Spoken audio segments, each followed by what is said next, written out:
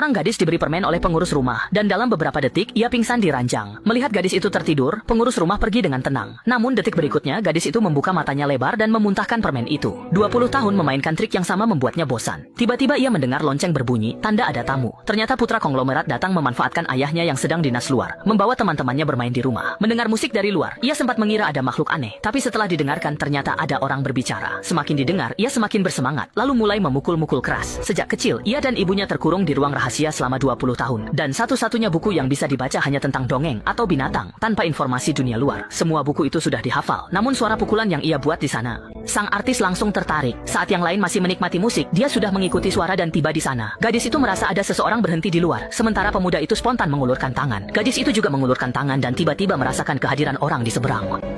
Pemuda itu tidak sadar ada yang aneh dan langsung pergi, tanpa tahu yang ia sentuh tadi adalah mekanisme pembuka pintu. Gadis itu tegang dan bersemangat, tapi ia tak peduli. Yang penting keluar dulu. Ia berlari menuruni tangga dan melihat pangeran, yang ia sebut sedang menelepon, mengatakan ia harus segera pulang. Saat pemuda itu masuk lift, ia melihat gadis terengah-engah itu, yang menatapnya tajam tanpa berkedip, membuatnya merinding.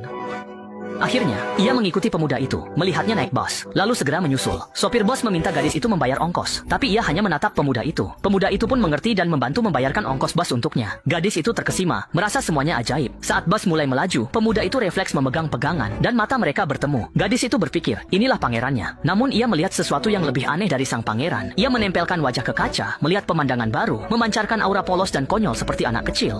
Saat itu, pemuda itu menarik tangannya, dan tanpa sengaja menyentuh gadis itu, lalu menyebutkan nama toko keluarganya dan namanya sendiri. Gadis itu terkejut. Bagaimana dia tahu? Ia tidak tahu kepala pelayannya sedang mencarinya kemana-mana. Kepala pelayan mengerahkan semua pelayan untuk mencari, tapi tetap tidak menemukannya. Ia sadar kali ini benar-benar dalam masalah besar. Jadi diam-diam membuka sedikit pintu ruang rahasia. Melihat suasana di luar ramai, ia menduga hilangnya Selfie ada hubungannya dengan mereka. Karena selain bos, tidak pernah ada orang lain masuk ke ruangan itu. Ia hanya bisa menelepon sekretaris bos. Begitu mendengar kabar ini, bos langsung meninggalkan rapat.